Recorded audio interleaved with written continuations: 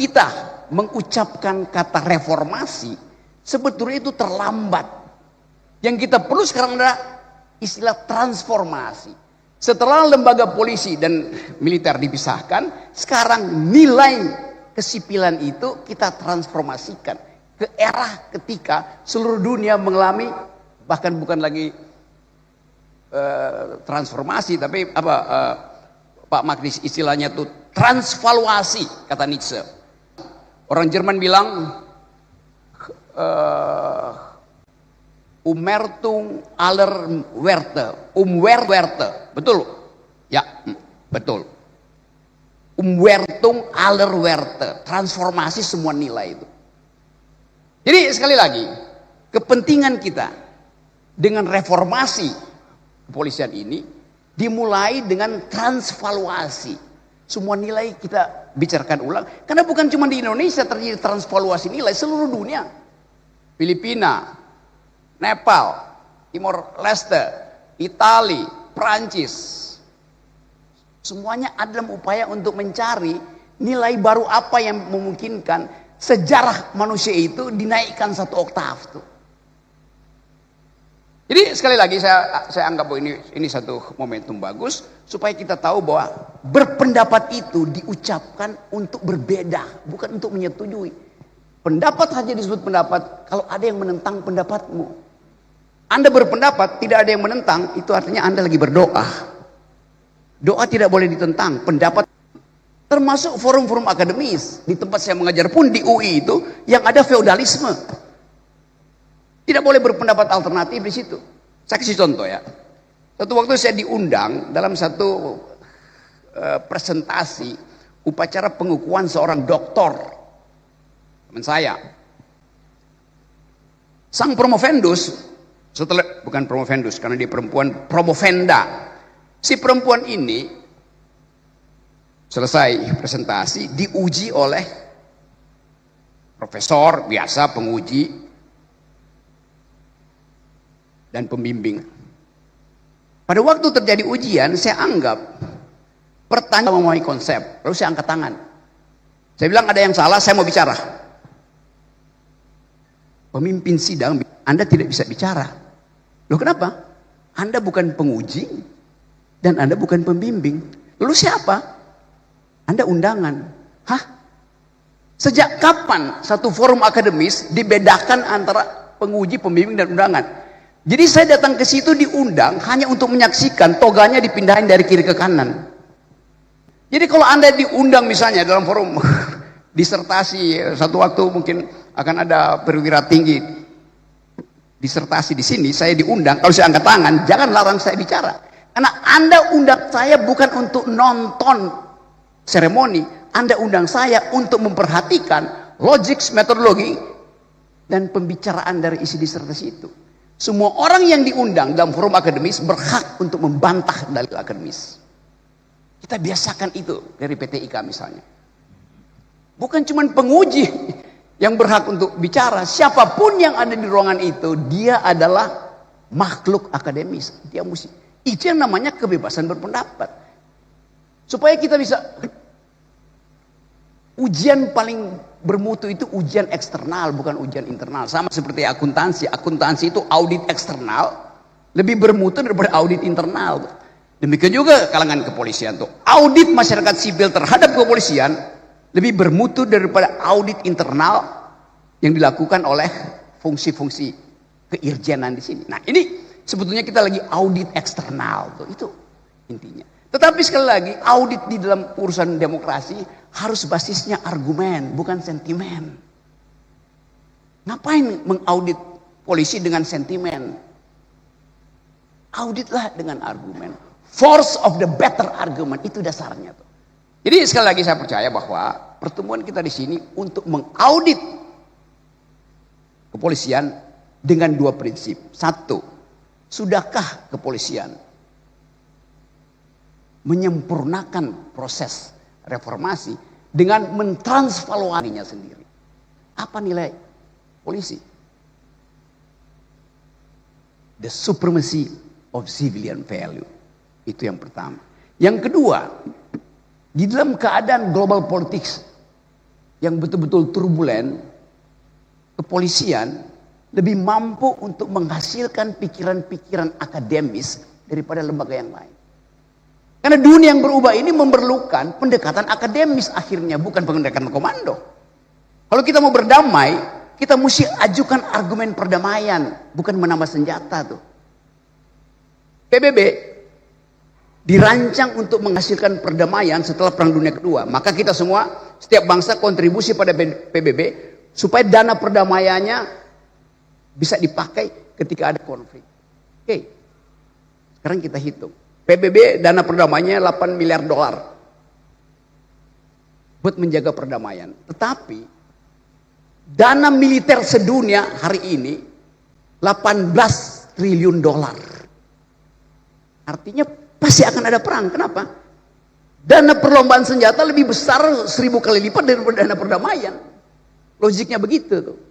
Jadi kalau kita produksi ide perdamaian, ide kesosialan manusia, ide yang dihasilkan oleh peradaban masyarakat sipil, Indonesia bisa jadi proponen pertama untuk mengatakan bahwa kami paham tentang imperialisme, kami paham tentang kekerasan itu, kami menginginkan ada perdamaian.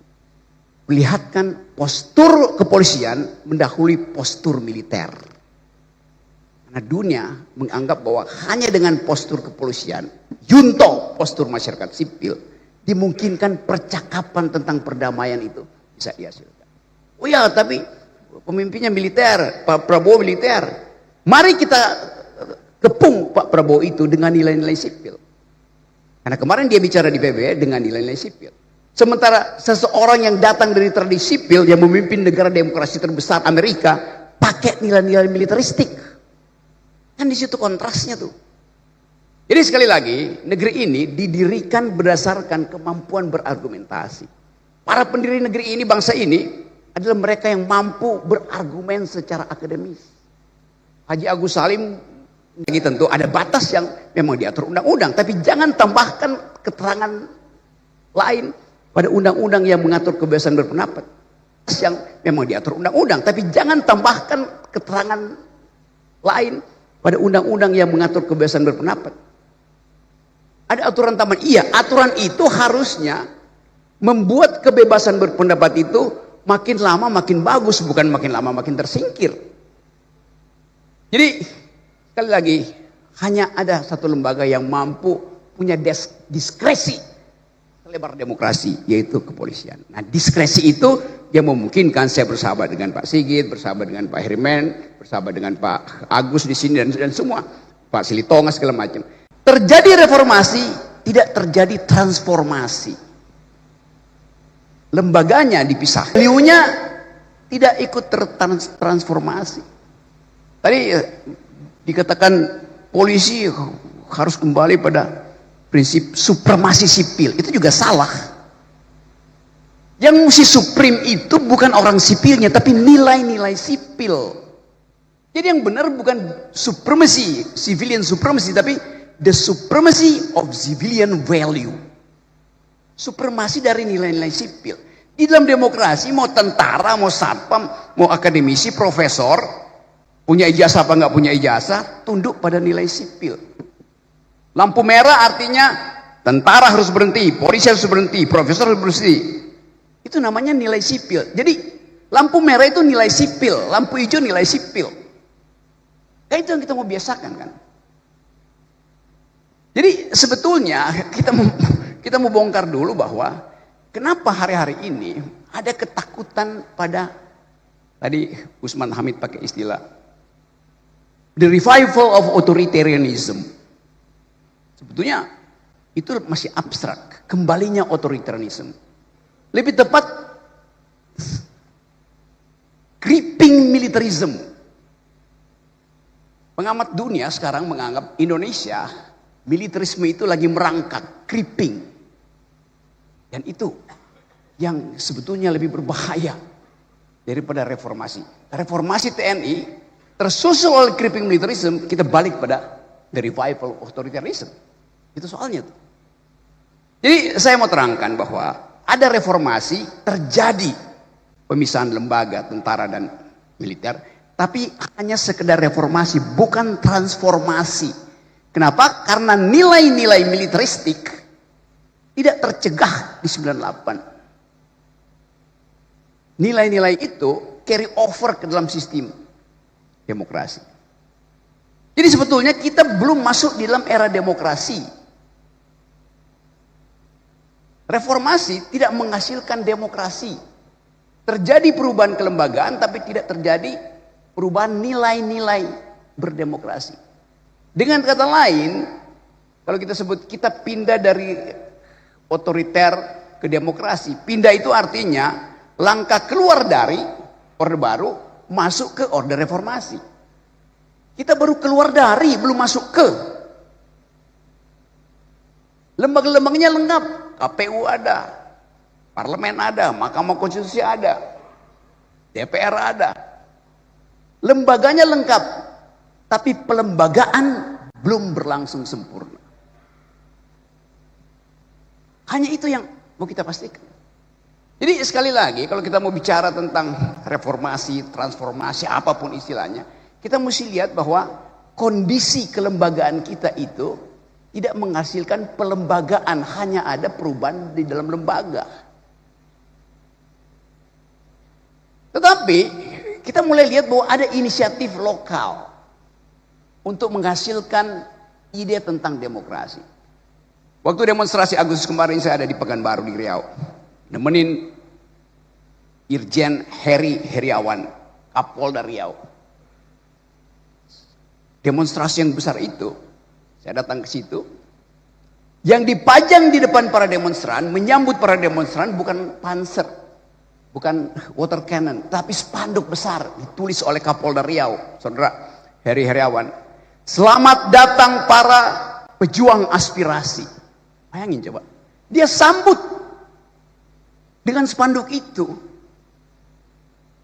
Nggak ada ketakutan. Demonstran ngoceh suka-sukanya. Karena dia anggap demonstrasi itu pejuang aspirasi.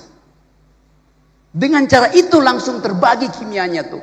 Pejuang aspirasi diterima. Provokator dihalangi. Yang memperjuangkan aspirasi pasti pakai argumen. Yang ingin merusak demonstrasi pasti pakai molotov. Mudah dipisahkan. Jadi contohlah Kapolda Riau. Bukan saya puji-puji, tapi faktanya begitu. Dia menerima protes itu sebagai pejuang aspirasi. Spanduknya di depan. Mahasiswa datang, digelar spanduk di depan tiba-tiba. Selamat datang para pejuang aspirasi. Karena kita menghormati mahasiswa yang berjuang untuk menghasilkan perubahan politik. Itu dasarnya. Satu waktu saya bertemu dengan Pak Kapolri, saya lagi membantu. Saya cerita aja soal sebelum saya bicara teorinya. Saya lagi berupaya untuk membuat beberapa Polda itu laboratorium tentang civilian value. Nah, karena saya bertemu dengan Pak Herimen, saya bolak-balik ke Pekanbaru. Tiba-tiba ada seorang tokoh masyarakat sipil WA saya. Rocky Gerung, Anda ternyata sudah dibeli oleh polisi itu. Bayangin coba. Kenapa? Terlihat Anda berfoto dengan Pak Sigit, Kapolri. Lagi nanam pohon. Dan Anda bicara, pidato di samping Kapolri. Saya bilang enggak. Pak Sigit tidak di samping saya, dia di belakang saya. Kenapa nggak dibalik bahwa saya yang membeli Kapolri, bukan saya yang terbeli. Karena saya nyusun kurikulum tentang hubungan antara polisi dan lingkungan yang disebut green policing yang dipromosikan oleh Kapolda Riau. Jadi bayangin, masyarakat sipil pun mencurigai aktivitas masyarakat sipil karena dia nggak paham bahwa lebih banyak orang yang mati karena kerusakan lingkungan daripada yang mati di jalan raya. Itu soalnya. Jadi kepicikan aktivis masyarakat sipil juga ada karena kecengengan, gak bisa berpikir. Kalau saya kritik, saya juga kritik lingkungan saya yang mencurigai hubungan antara aktivis, dosen, jurnalis dengan kalangan kepolisian. Rocky Gerung sudah terkooptasi oleh Kapolri. Lalu dalam isu lingkungan terbalik, Pak Sigit terkooptasi oleh isu lingkungan yang saya buat. Begitu dong fairness-nya tuh. Jadi kita lihat bagaimana kepicikan itu ada di dalam bahkan masyarakat kita tuh. Dan itu terjadi karena satu hal. Di belakang kepala kita, di belakang kepala mak-mak, di belakang kepala para dosen, kepala jurnalis, ada isu yang unexplainable, unspeakable. Yaitu soal fufu-fafa dan soal ijazah palsu. Itu yang jadi background kemarahan publik yang tidak mungkin dia ucapin. Karena menunggu kepastian isu ini sampai di mana tuh. Kita bikin riset, saya bikin riset, isu ini akan ada di semester ke depan masih ada di situ. Jadi kita mau coba bahas sekaligus apa yang kita sebut sebagai reformasi sebetulnya basisnya adalah kecurigaan masyarakat sipil terhadap penyelesaian kasus-kasus yang sangat sensitif. Mereka tidak bisa ucapkan, saya pakai satu istilah, deep psychology, psikologi dalam masyarakat kita adalah bimbangan, kecurigaan, ketidakpastian. Ketidakpastian politik sekarang disiram dengan ketidakpastian ekonomi. Maka orang akan cari siapa yang harus bertanggung jawab.